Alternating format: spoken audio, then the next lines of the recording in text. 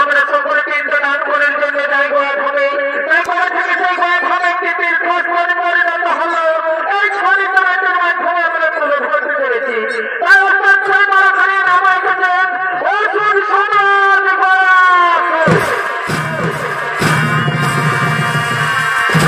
তাহলে বাল্যকালে অসুর সম্রাট হয়েছেন ও তার সঙ্গী সাথী গল্প আজ তারা সকলে ছাত্রছাত্রীর আশ্রমে শিক্ষার অভিমান আছে করিতেছেন আগমন থেকে বেকার ছিল কেন কেন তোর মরেছিল পারিব না সোগানিব সোগানিব মানে বাগান দিব থেকে বেকার ছিল আরাজ তোর মরেছিল মানে ভাই তোর পরে হবে তোর পরে হবে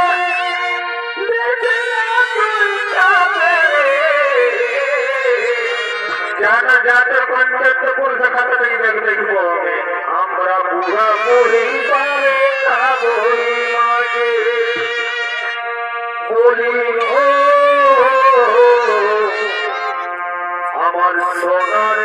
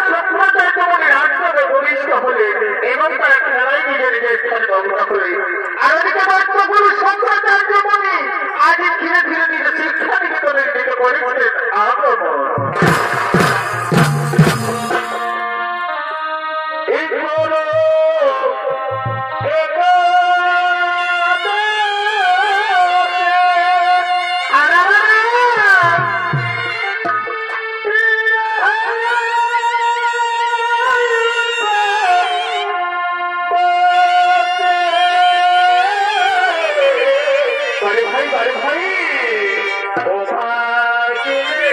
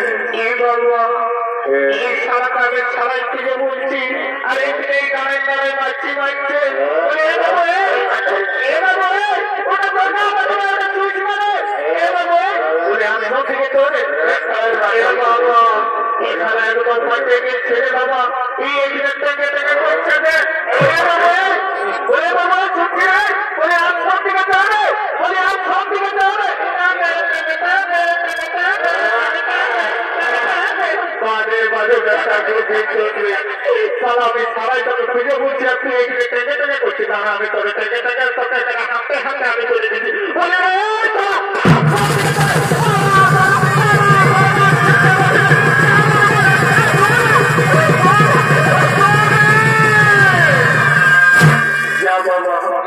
সারা ছেলেকে আগের মাথায় কিছু বলতে গেলে সারা ছেলে দিলে দৌড়ে ফলছে এবার সহজে মাইবাল বিরাকে কি বলে দিলেন আর যে মূর্খ মানুষটাকে যাতে ইচ্ছা তাই বলে দিলেন তাই বাবা আর আমার কত বড় ছাত্র আছে দেখি ও সবার যে কোন দিকে ঢেকেছে বলি বাবু কোন দিকে লাগিয়ে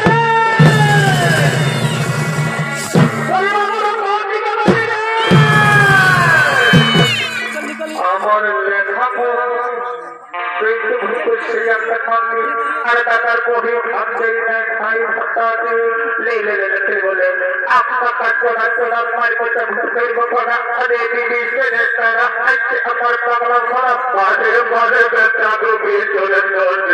আমার আমি তাকে তারাই খুঁজে বলছি আপনারা এখানে আপনাকে জোড়া জোড়া কেজি মধ্যে গেছি বলে বাবা আপনার দিকে চলে বলে বাবা আপনার দিকে চলে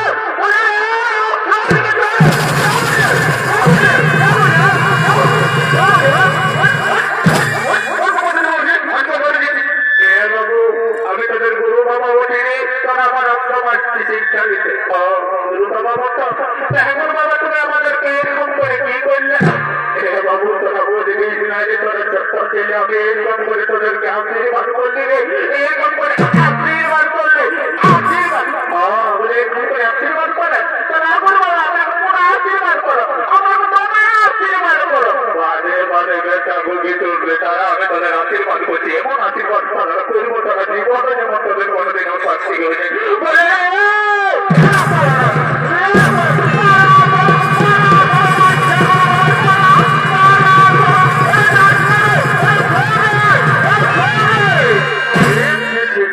সবাই ছাত্র বিরোধী তোদের পাবে তাই বাবা এবার আমাকে ছাত্র বিরোধী বেশি ক্ষমতা করতে হতো নাই তাই তারা আমাকেও বসে বসে মানতে হলো দেখি আর আমার কত বড় ছাত্র আছে ওরা সব গেল মন থেকে ওই বাবুরা মন দিল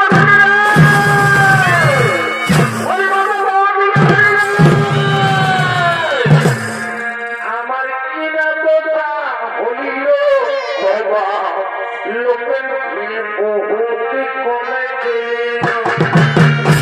বাজে বাজে বাচ্চাদের কমে গেলি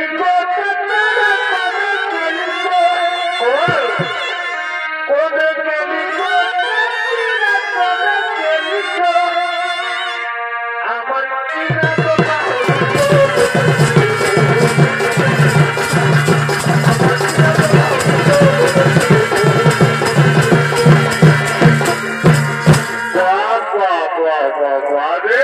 আমার ভদ্র ছাত্রদের এই না হলে ছাত্র তারা আশ্রমায় আছে আর থেকে থেকে করছে আর মায়া লক্ষ্মীরাকে দেখে দেখে বলছে আমার কিনা তো তাকে লিখো লক্ষ্যটা কি বহুটা কন্ট্রাক্টে লিখো বলে বাবু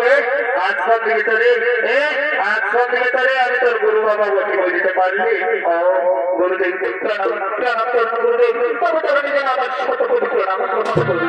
বাবা তুমি আর কি দেখো একটু আসিয়াছে আশ্রমে গুরুদেব আমার নাম হলো শিক্ষার অভিমান আছে তোমার শিক্ষা নিকেতন আমি প্রবিষ্ট হয়েছি গুরুদেব আপনি আমার শিষ্যত্ব গ্রহণ করুন গুরুদেব আপনি আমার শিষ্যত্ব গ্রহণ করুন হ্যাঁ বাবা অসংখ্য রকম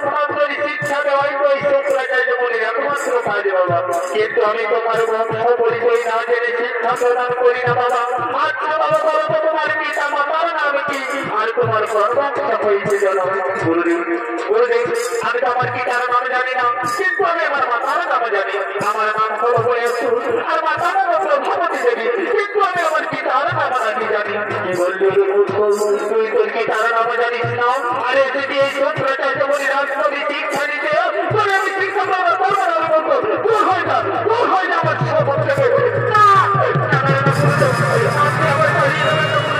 আপনি আমার শিক্ষা তুই তোর কি তারা নাম জানিস না বংশ পরিচয় জানিস না তোর মানে তোর কোনো বংশের ঠিক নেই তোর মা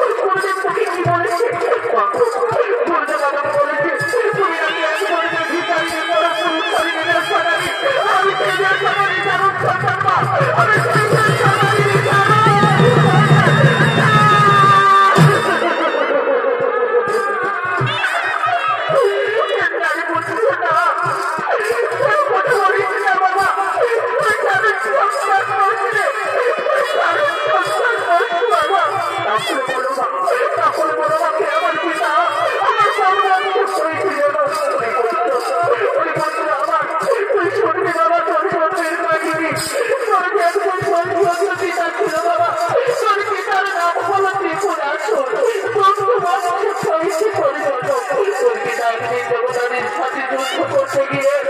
যে বাড়ি যে ভালো তারপরে তোরকে যখন হত্যা করেছি বাবা তুই কি পারবি বাবা তুই তোকে ঠিক হত্যার প্রতিশোধ দিতে তারপরে তুই এর করে শুনে যে বাবা তোর গুরুদেবের আশ্রমে উপযুক্ত শিক্ষায় শিক্ষিত হয়ে তুই তোরকে ঠিক হত্যার প্রতিশোধ নিতে পারে বাবা আমি এখন আছি আমি পুত্র আমি এখন আছি আমি এখন আছি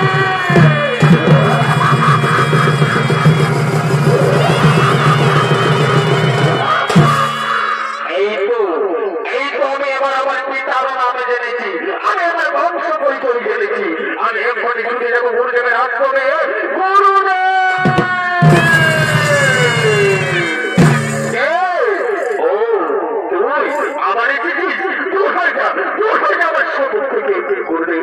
আমি আবার আমার পিতার নামে জেনে এসেছি গুরুদেব আমি আমার বংশ পরিচয় জেনে এসেছি কি বললো তুই জেনে এসেছিস তাহলে বলো রে মূর্খ তুই পিতার নাম কি তোর কোন বংশ পরিচয় গুরুদেব আমার নাম হলো দয়াসুর আর পিতার নাম হলো ত্রিপুরাসুর আর দুটো বংশে আমার পরিচয় জানো এবার আপনি তো সব কিছু জানলেন গুরুদেব এবার আপনি বলুন গুরুদেব আপনি আমার শিষ্যত্বকে গ্রহণ করবেন কিনা বাবা তুই তো অন্য বংশে জন্মগ্রহণ করেছিস বাবা তুই তো অন্য বলেই জন্মগ্রহণ করেছিস ওরে বলছো দয়াসুর আজ থেকে আমি তোমাকে শিষ্যত্বকে গ্রহণ করলাম আজ থেকে তুমি হলে আমার শিষ্য আর আমি হলাম তোমার গুরু তুমি এইখানে এসে বছর পুত্র দয়াসুর আমি তোমাকে সমস্ত শিক্ষা বিদ্যা শিক্ষায় পারবর্তী করে তুলবো তুমি এইখানে এসে বছর পুত্র দয়াসুর তুমি এইখানে এসে বছর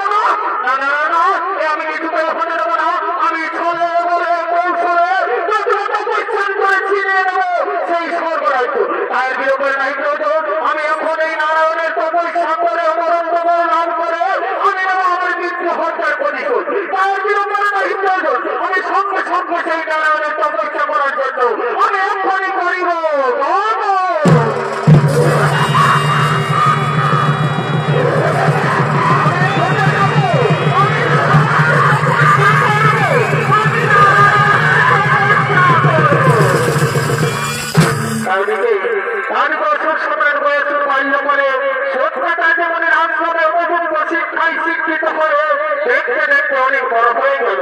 এমন বড় হয়ে নারায়ণের তপস্যা করে আজ বীর